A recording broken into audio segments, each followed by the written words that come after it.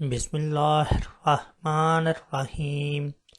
حضرت طلحہ بن عبید اللہ رضی اللہ تعالیٰ عنہ کا بیان ہے کہ اہل نجد سے ایک شخص سر پریشان بال بکھرے ہوئے رسول اللہ صلی اللہ علیہ وآلہ وسلم کے پاس آیا۔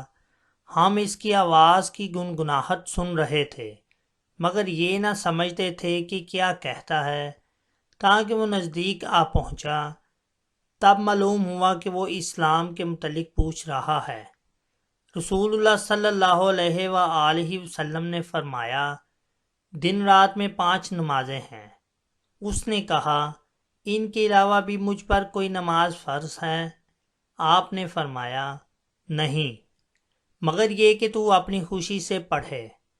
پھر رسول اللہ صلی اللہ علیہ وآلہ وسلم نے فرمایا، اور رمضان کے روزے رکھنا۔ اس نے عرض کیا، اور تو کوئی روزہ مجھ پر فرض نہیں؟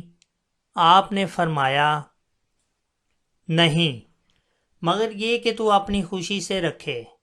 حضرت طلحہ کہتے ہیں، رسول اللہ صلی اللہ علیہ وآلہ وسلم نے اس سے زکوٰۃ کا بھی ذکر کیا۔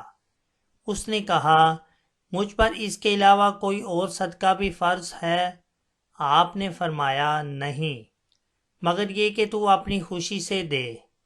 حضرت طلحہ نے کہا، پھر وہ شخص یہ کہتا ہوا پیچھے ہٹا، اللہ کی قسم، میں اس سے زیادہ یا کم نہیں کروں گا۔